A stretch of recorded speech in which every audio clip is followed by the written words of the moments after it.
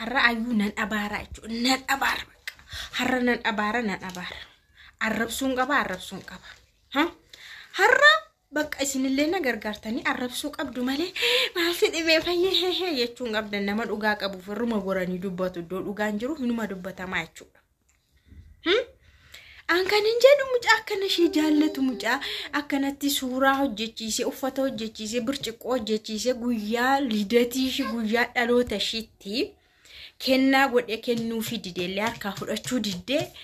jaalala mucaa kana jibbitee isheen abbaan mucaa irratti qoyxaannee wayidha himu maanni seexana lagarraatu ishee dhee natti fakkaatan talasa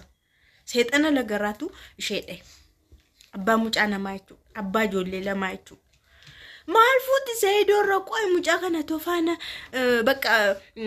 waan barbaadde goote asfaaltii wajjin deemte wajjin utaalte wajjin teekwaandoo hojjette wajjin ispoortii hojjette esti akka umurii ishin dheeratu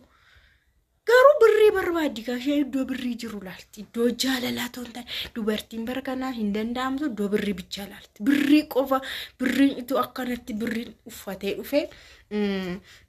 atu amma birriin uffatee dhufe jechuudha birriin dubbachaa dhufe iteerumti jechuudha kuno iteemmitti heerumaara nam shamara iteemmitti heerumaarti amma fayyoo maal akkasii godhachuu dandeessu maaliif akkasiin ta'u kutaa jahaa dhibar nama kutaa jahaatti jaallate jaalallee isaa duraallee ta'uu dandeessi wajjin turanillee ta'uu dandeessi namni kutaa jahaattiin jaalladhe erga jedhee amma bara hamma kana hundumaa waanuma faana ture malee akkamitti amma kee amma haasa'a maree dubbiin kun akkamitti ree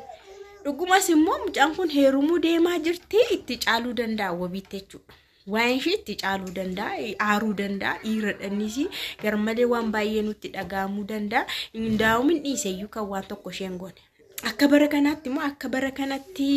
dhiirri dubartoota kana kukkutee gataa jirutti akka baala harca'utti harcaasaa jirutti wabiin humaa isheen goone humaa tokko isheen qossuu isheen goone dhugumaan siniin jedhamaa isheen goone kun immoo dhuguma ishee jaallachuu fi obsa qabaachuu isaa agarsiisa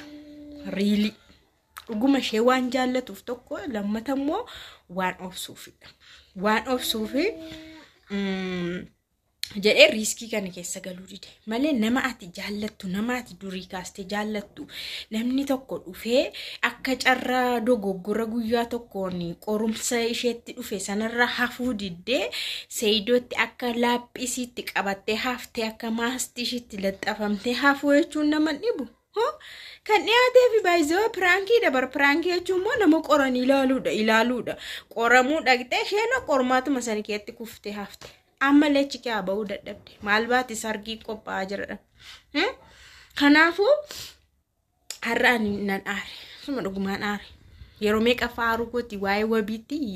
yeroo sadaffaanatti fakkaata aaruu kooti kanaan duras inni obboleessa gootee isheen dhiisuu jedheen ture dhuguma har'ayyuutu obboleessa gootee immoo wabii dhaqee hanxalaxaleenis bakka garatti wal baasna malee waliin dhiisu garumatti wal baasna malee waliin dhiisu jechuun dubartiin naa ta'u seerri isaa wal qixa waan ta'eef hin dhiisu maaliif hin dhiisarre hinde akkamitti si jijjiirti durbi akkamitti si qayyarti maal jechuudha sanuu nama ijoollee lama qabu jaarsa namaati akkamitti si jijjiirti achis ibidda qabsiistee jirti Saidoo fi Sumayyaa gidduuttis ibidda qabsiistee jirti jedhanii isaan immoo kunoo Saidoon birriinaa ergame akkanittiin fuudhuu fi cidha qopheeffachuu fi namoonni garaagaraa haalaan hin beekne maallaqanaa erganii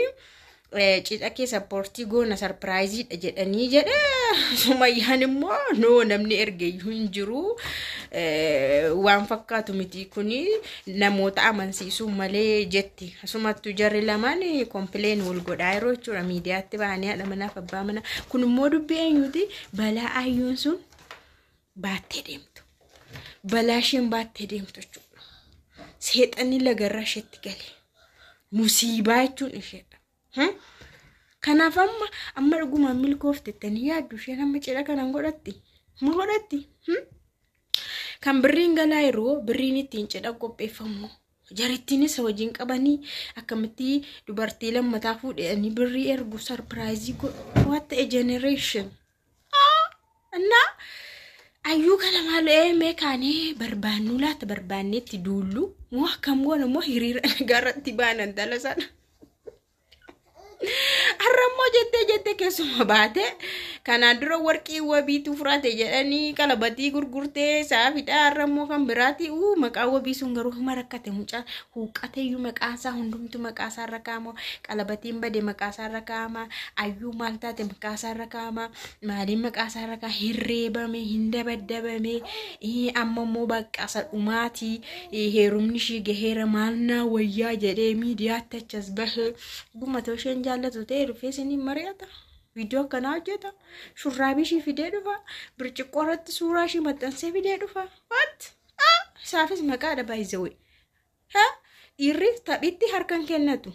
dhiirri sobee harkan kennatu jechuudha yoo dhugaan isa keessa jiraate malee jechuudha yoo dhugaa ta'e yoo dhuguma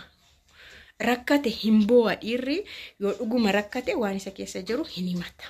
Kanaachi dhiirra akka dubartii miti akka durbaa akka dubartii waan xinnoo maqaa kus jedhee waan xinnoo na haasa hundu dubbatu dhiirri qofxan seedhan beektu miti siireesiidha dhiirri of keessatti qabata. Kanaafuu intalo ayyuu jedhan kana bakka isheen abaarsa wayii hin dhabdu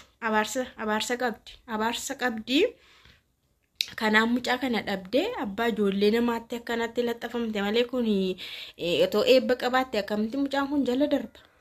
Saayidoo yoo teesse yoo qabeenya faana dhalanne kun hojjeteetu soorome hojjetee mana bitate hojjetee mucaan kun immoo umuriidhaan ganaadha ganaa hojjetanis hojjetee sooromu. Kanaafuu dubartiin na jedhamu sammuun xinnoo ishii nirrataa. Ni jedhan sirriidha. Dubartiin qalbiin qabdu ni jedhu Oromoon immoo sirriidha. Jechuun isaanii hunduma ishiitiin jedhan malee kun ishee akka ayyuufaa kun qalbii maalii qabdi reetoo qalbii qabaatte mucaa kana akkanumatti furattee galteetoo nyaachuu dhiistee qursii misaa dhiistee hin jiraattu fa'a. Kanaaf amma fayyuu maal takka sirraasee jechuu dandeessisan. Qilleensa na raasaa xiqqeemtii hidaarii.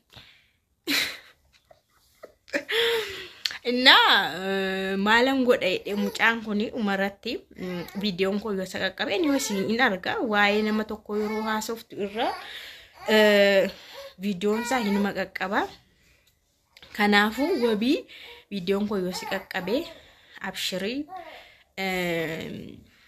dhiira dhaatii ati filattee fuuta yoomiyyuu taanaan jechuudha filattee you are a chooser. Ngilifaan sitti ma habibi shi filattee fuuta hin filatta malee hin filatamtu hin filatta yoomillee. Kanaafuu